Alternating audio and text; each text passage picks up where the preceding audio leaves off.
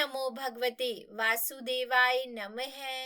तो आज के इस वीडियो में आप सुनेंगे अधिक मास महात्म्य का पहला अध्याय। तो मैं मीनू शर्मा आप सभी का आपके अपने YouTube चैनल की कथा टीवी पर स्वागत करती हूँ। सभी को मेरा राधे राधे। और देखिए प्रिय भक्तों, इसके अलावा हमारे चैनल पर आजकल ज्येष्ठ मास महात्म्य की कथाएं भी सुनाई जा रही है। तो अगर आपने इन कथाओं को नहीं सुना है तो प्लीज एक बार जरूर सुनिएगा।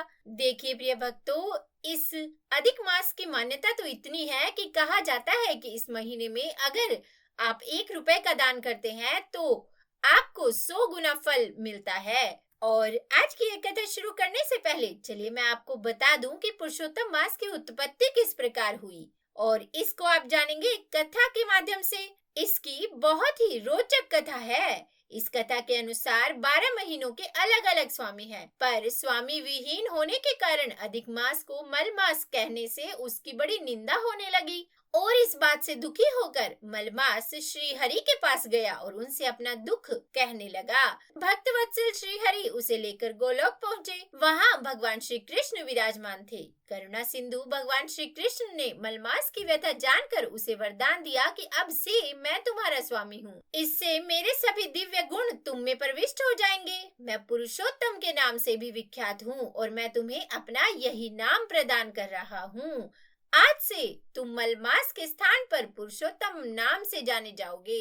इसीलिए अधिक मास को मलमास नहीं बल्कि पुरुषोत्तम मास कहना चाहिए। और चलिए अब हम आज का यह पहला अध्याय भगवान श्री गणेश का ध्यान करते हुए शुरू करते हैं। तो बोलिए श्री गणेश भगवान की जय। और कल्प वृक्ष के समान भक्त जनों के मनोरथ को पूर्ण करने वाले वृंदावन की शोभा के अधिपति, अलौकिक कार्य द्वारा समस्त लोक को चकित करने वाले वृंदावन बिहारी पुरुषोत्तम भगवान को मैं नमस्कार करती हूँ। नारायण, नर नरोत्तम तथा देवी सरस्वती और श्री व्यास जी को भी नमस्कार कर मैं आज का यह अध्याय आरंभ करती हूँ। तो यज्ञ करने की इच्छा से परम पवित्र नैमिषारण्य में बहुत से मुनि आए, जैसे कि असित, देवल, पैल, सुमंतु, पिपलायन, सुमति, कश्यप, जाबाली, भृगु, अंगिरा, वामदेव, कौंडिन्य, पृथु, गालव, ध्रुम, शंकु, मोन भार्गव, जंगम,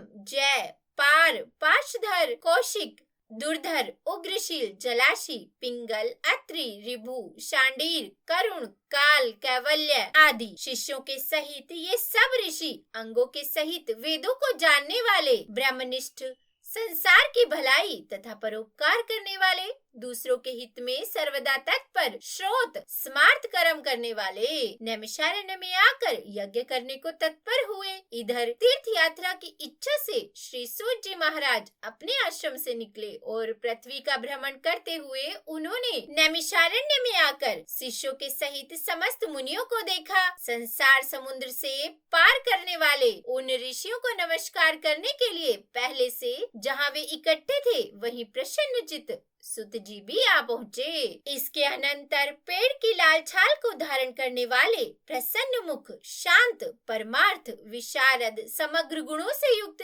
संपूर्ण आनंदों से परिपूर्ण, उधर पुंडधारी, राम नाम मुद्रा से युक्त, गोपी चंदन मृतिका से दिव्य, शंख चक्र का छापा लगाई, तुलसी की माला से शोभित, जटा मुकुट से भूषित, समस्त आपत्तियों से रक्षा करने वाले, अलौकिक चमत्कार को दिखाने वाले, भगवान के परम मंत्र को जपते हुए समस्त शास्त्रों के सार को जानने वाले, संपूर्ण प्राणियों के हित में संलग्न, जितेंद्रिय तथा क्रोध को जीते हुए जीवन मुक्त जगत गुरु श्री व्यास की ही तरह, उन्हीं की तरह निष्प्रह आदि गुणों से युक्त देख श्री सूत जी महाराज को देखकर उस नैमिषारण्य में रहने वाले समस्त महर्षि गण सहसा उठ खड़े हुए, विविध प्रकार की विचित्र कथाओं को सुनने की इच्छा प्रकट करने लगे।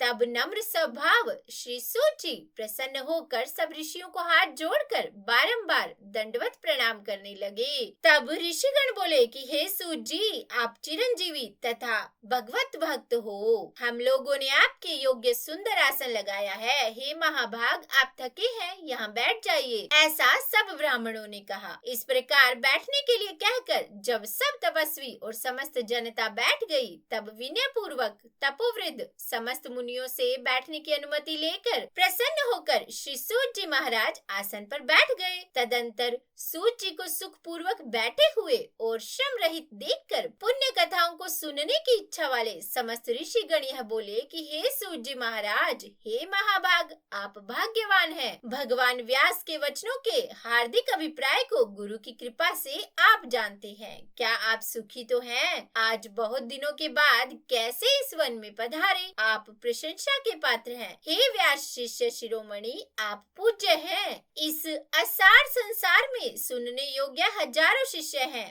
परंतु उनमें श्रेष्ठकर थोड़ा सा और सारभूत जो है वह हम लोगों से कहिए। हे महाभाग, संसार समुद्र में डूबते हुओं को पार करने वाला तथा शुभ फल देने वाला आपके मन में निश्चित विषय जो हो वही हम लोगों से कहिए। हे अज्ञान रूप अंधकार से अंधे हुओं को ज्ञान रूप चक्षु देने वाले, भगवान के लीला रूपी रस से युक्त परमानंद का कारण, संसार रूपी रोग को दूर करने में रसायन के समान जो कथा का सार है वह शीघ्र ही हमसे कहिए। इस प्रकार शौनक आदि ऋषियों के पूछने पर हाथ जोड़कर श्री सूत जी बोले कि हे समस्त मुनियों, मेरी कही हुई सुंदर कथा को आप लोग सुनिए। हे विप्रगणों, पहले मैं पुष्कर तीर्थ को गया। वहाँ स्नान करके पवित्र ऋषियों, देवताओं तथा पितरों को तर्पण आदि से तृप्त करके तब समस्त प्रतिबंधों को दूर करने वाली यमुना के तट पर गया। फिर क्रम से अन्य तीर्थों को जाकर गंगा तट पर गया। पुनः काशी आकर अनंतर गया तीर्थ पर गया। पितरों का श्राद्ध करके तब त्रिवेणी पर गया। तदंतर कृष्णा के बाद गंडकी में स्नान कर पुलह ऋषि के आश्रम पर गया। धेनुमती में स्नान कर फिर सरस्वती के तीर पर गया। वहाँ हे विप्रो, त्रिरात्रि उपवास कर गोदावरी गया। फिर कृतमाला, कावेरी, निर्वंध्या, ताम्रपर्णिका, तापी, वहायसी, नंदा, नर्मदा, शर्मदा नदियों पर गया। पुनः चर्मणवती में स्नान कर पीछे सेतुबंध रामेश्वरम पहुंचा। तदंतर नारायण का दर्शन करने के हेतु बद्रीवन गया। तब नारायण का दर्शन करके वहां तपस्वियों को अभिनंदन कर पुनः नारायण को नमस्कार कर और उनकी स्तुति कर सिद्ध क्षेत्र पहुंचा। इस प्रकार बहुत से तीर्थों में घूमता हुआ कुरुदेश तथा जांगल देश में घूमता घूमता फिर हस्तिनापुर में गया। हे द्विजो, वहाँ यह सुना कि राजा परीक्षित राज्य को त्याग कर बहुत सी ऋषियों के साथ परम पुण्यप्रद गंगा तीर पर गए हैं और उस गंगा तट पर बहुत से सिद्धि है भूषण जिनका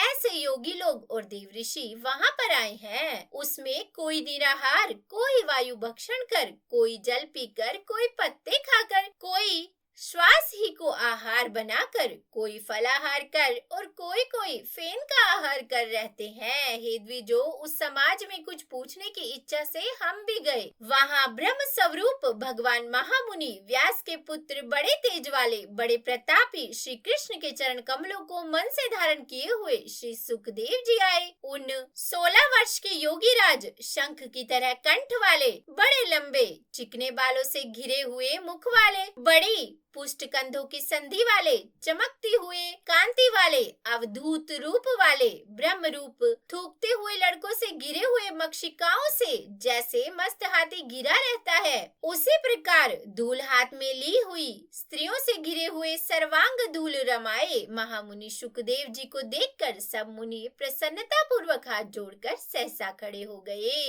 इस प्रकार महामुनियों द्वारा सत्कृत भगवान शुक को देखकर पश्चाताप करती हुई स्त्रियां और साथ के बालक जो उनको चिढ़ा रहे थे दूर ही खड़े रह गए और भगवान शुक को प्रणाम करके अपने अपने घरों की ओर चले गए। इधर मुनि लोगों ने शुकदेव के लिए बड़ा ऊंचा और उत्तम आसन बिछाया। उस आसन पर बैठे हुए भगवान शुक को कमल की कर्णिका को जैसे कमल के पत्ते घेरे रहते हैं, उसी प्रकार मुनि लोग उनको घेर कर बैठ गए। यहाँ बैठे हुए ज्ञान रूप महासागर के चंद्रमा भगवान महामुनि व्यास जी के पुत्र शुकदेव ब्राह्मणों द्वारा की हुई पूजा को धारण कर तारा गणों से घिरे हुए चंद्रमा की तरह शोभा पा रहे थे। तो बोलिए श्री कृष्ण भगवान की जय। इति श्री बृहनारदीये श्री पुरुषोत्तम महात्म्य प्रथमो अध्याय, अर्थात आज का यह प्रथम अध्याय यही समाप्त हुआ। अब इसके बाद श्री सूत महाराज ने शुकदेव जी से जो भी प्रश्न किया उसका विस्तार पूर्वक वर्णन प्रिय भक्तजनों आप सभी अगले अध्याय में सुनेंगे। तो उम्मीद करती हूँ आज की एक कथा आपको अच्छी लगी होगी। अगर पसंद आई हो तो वीडियो को लाइक करना मत भूलिएगा और हाँ, चैनल को सब्सक्राइब भी कर ही दीजिएगा ताकि अगले दिन की कथा आपको समय पर मिल जाए। और कमेंट बॉक्स में जय श्री कृष्णा राधे राधे जरूर लिख दीजिएगा। तो बोलिए प्रेम से राधे राधे।